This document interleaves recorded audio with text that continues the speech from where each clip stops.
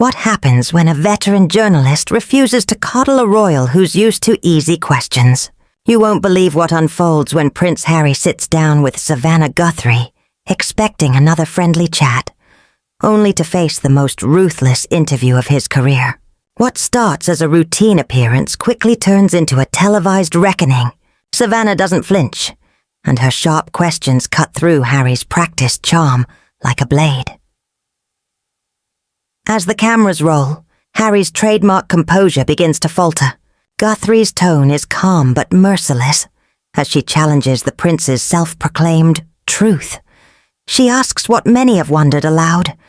Has Harry turned his family trauma into a brand?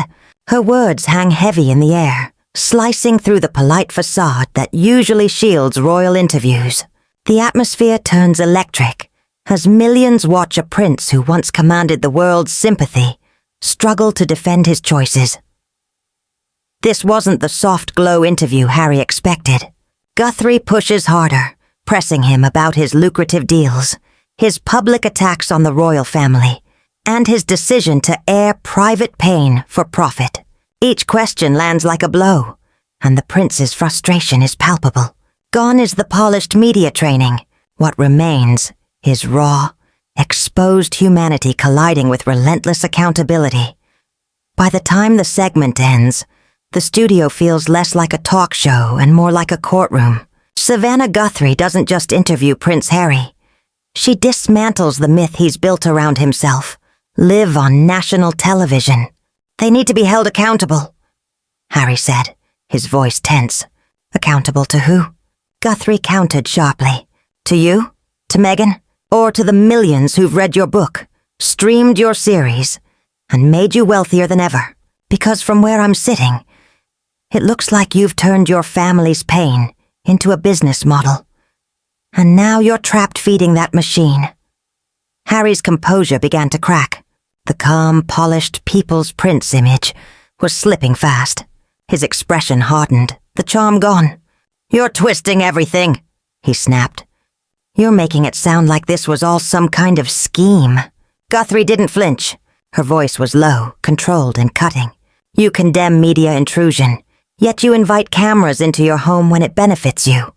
You demand privacy, then publish the most intimate details of your life. You claim to protect your family, yet you broadcast their lives to millions. Tell me, Harry, how does any of that make sense unless it's all about profit? The air in the studio was electric. Even through the screen, viewers could feel the tension closing in. This wasn't just an interview anymore. It was an unmasking.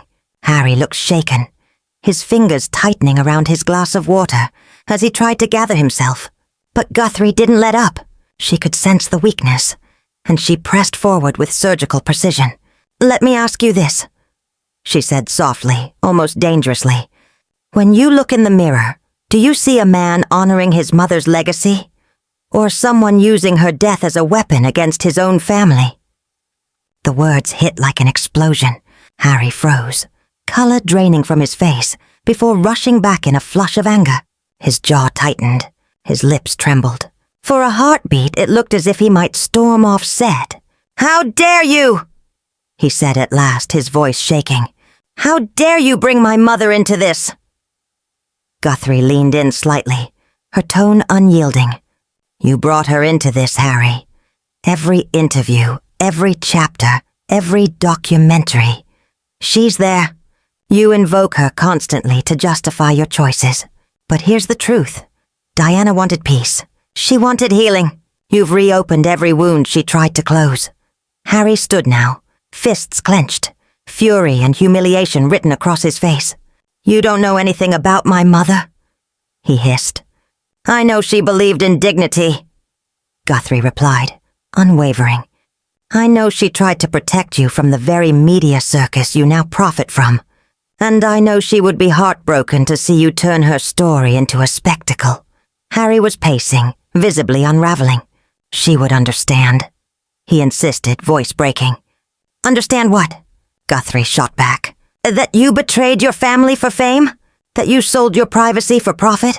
That you turned pain into a brand? You didn't protect your family, Harry. You sold them out for 30 pieces of silver and a Netflix deal. The biblical sting hung heavy in the air. Harry stopped dead, the studio silent but for his ragged breathing. Millions watched as the prince who had built a career on controlling the narrative finally lost control of it. Harry began pacing, his face twisted with rage, and perhaps a flicker of shame. "You have no right," he said, his voice low and dangerous. "No right to sit there and judge me." Guthrie stayed calm. "I'm not judging you," she replied evenly. "I'm asking the questions millions are thinking but too polite to say out loud. If your cause is so just, your pain so real, then why are you getting so angry? Why can't you answer simple questions about your motives without falling apart?" Harry spun around to face her, eyes blazing. "Because you're not asking questions. You're making accusations. You're attacking me, just like they all do." "There it is," Guthrie said, almost with satisfaction. "The victim card, right on cue. Every time someone challenges you, every time someone refuses to buy your narrative, you claim you're being attacked. But this isn't an attack, Harry. It's accountability. It's what grown-ups face when their choices hurt others." "I'm not playing the victim!" Harry shouted, the irony of his outburst lost on him. "Then what are you defending yourself from?" Guthrie pressed.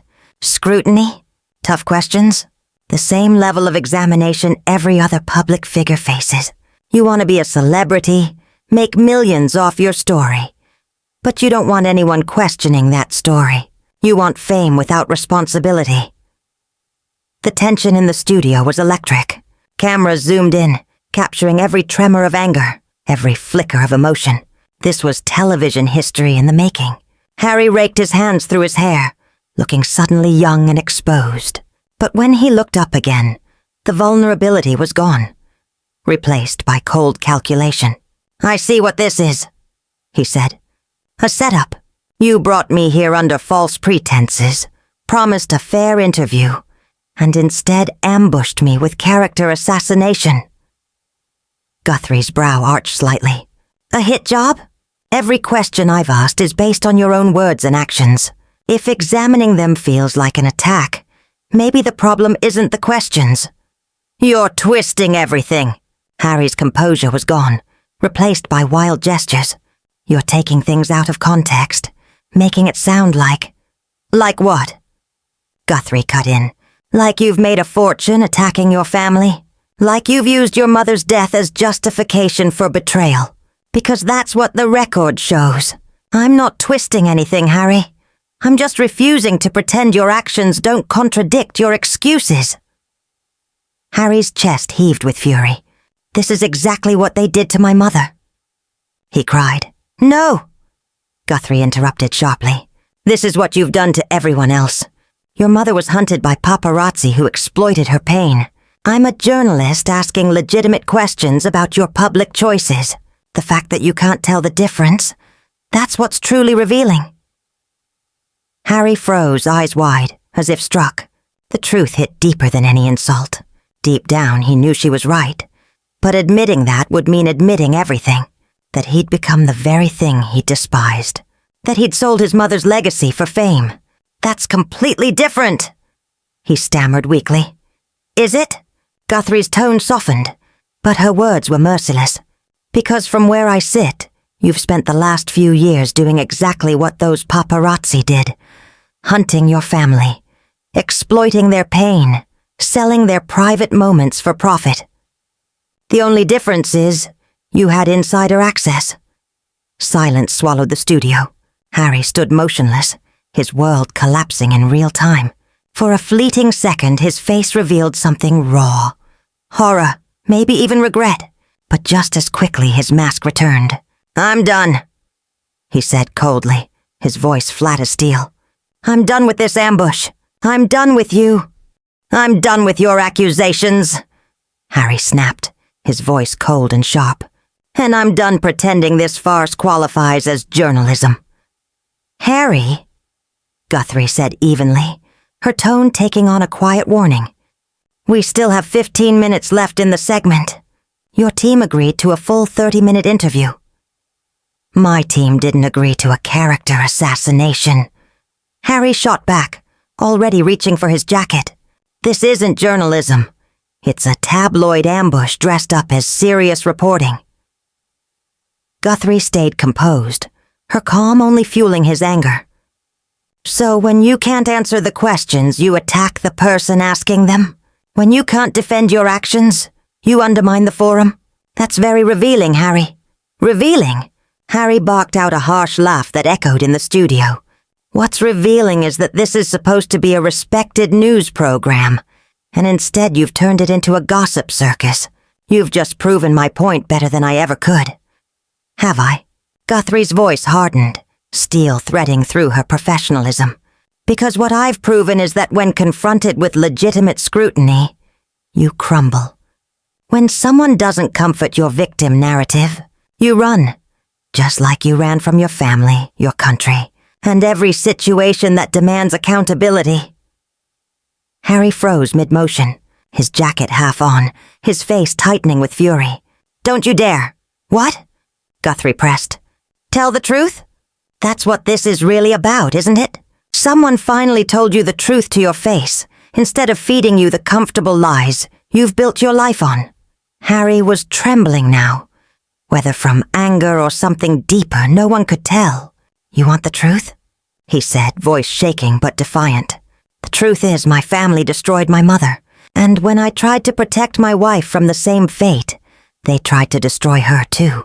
I've spent my life being used as a prop for an institution that doesn't care about the human cost of its precious traditions. And the truth is, Guthrie cut in, her tone razor sharp, that instead of reforming that system from within, like your mother tried to do, like your brother still does, you burned it all down for profit. You didn't protect anyone, Harry. You exploited everyone, including yourself. The words struck like lightning. Harry froze, his expression flickering through shock, rage, shame, and finally, icy defiance. You're right about one thing, he said quietly. I am done being used. I'm done being a prop. And I'm sure as hell done sitting here being lectured by someone who's never faced half of what I have. He yanked his jacket on, movements sharp and final. Congratulations, Savannah. You got your viral clip. You got your clickbait headline. I hope the ratings are worth whatever's left of your journalistic integrity. Harry, wait! Guthrie began, but he was already walking away, security scrambling to follow. This interview is over, he called over his shoulder, not looking back. And so is any illusion that this network practices real journalism. The heavy studio door slammed shut with a sound that echoed through the silence that followed. For a long moment, Guthrie didn't move. Then, with the steady composure of a seasoned anchor, she turned back to the camera. Well, she said finally, her tone calm but laced with quiet resolve. I think that speaks for itself. She took a breath, straightened her notes, and continued smoothly. Prince Harry was scheduled to discuss his upcoming charitable initiatives and his thoughts on family reconciliation. Instead, as you just saw, he chose to walk out when asked about the contradictions between his public statements and his actions over the past 4 years. Her gaze locked on the camera, unwavering. Our job as journalists isn't to provide a safe space for powerful people to promote themselves. It's to ask hard questions, to hold them accountable, and to seek truth, even when that truth is uncomfortable. The studio was silent except for the hum of equipment and the distant sound of Harry's motorcade roaring away. That's our show for tonight, Guthrie concluded evenly, her professionalism intact despite the storm she'd just weathered. Thank you for watching, Guthrie said as the studio lights dimmed slightly, her tone calm but edged with significance. What you've just seen may be one of the most revealing interviews of the year. Not for what was said, but for what couldn't be answered. As the credits began to roll, the world outside the studio erupted. Within minutes, social media platforms were flooded with clips of Prince Harry's explosive exit. The phrase, How dare you bring my mother into this? Trended globally, spawning memes, heated debates, and think pieces, dissecting every frame of the broadcast. Commentators were already drawing battle lines between royal privilege, public accountability, and the price of victimhood in the age of celebrity. Back inside the NBC studios, Savannah Guthrie quietly gathered her notes, her composure unshaken. She didn't bask in the moment or seek attention. She simply stood, straightened her blazer, and walked toward her dressing room with the calm certainty of someone who knew she had done her job, and done it well. She had asked the questions that mattered. She had refused to be silenced by status or rattled by temper. And she had exposed, without cruelty or spectacle, a truth the public had long suspected. When stripped of his carefully curated image, Prince Harry was far less comfortable being questioned than he was doing the questioning. Behind her, the empty chair where he had sat seemed to echo louder than any words spoken that night. A silent monument to a man who could criticize others but couldn't face scrutiny himself. The interview was over, but its shockwaves were only beginning.